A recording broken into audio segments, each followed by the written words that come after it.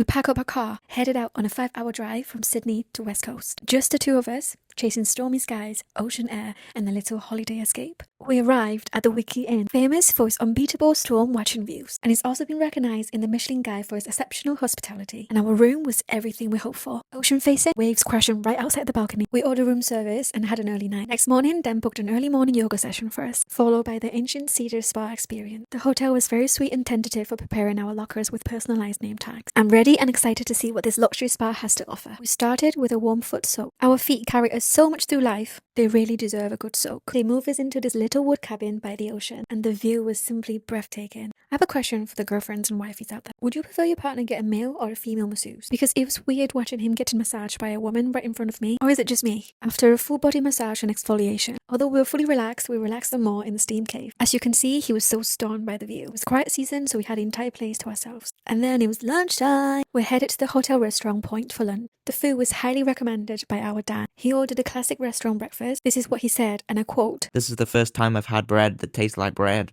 in Canada." Excellent compliment from his truly. The restaurant has this amazing panoramic view of the ocean, perfect for storm watching. Then we decided to hang out in the library and play some games. He found a deck of cards to play big twos together. It's very annoying that he always wins the games. And damn, time goes fast when you're on holiday. It was dinner time again. We went back to the Point for dinner because we were so impressed by the lunch. It was more like fine dining. I didn't film them all, but we had multiple courses. Every dish was incredible, from the sea bass to the steak and the duck. It was beautifully done and full of flavour.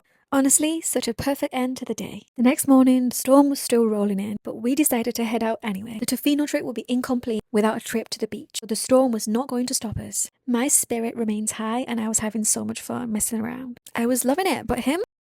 It may look like the beach is really cold. The beach in the winter is kind of overrated. It is.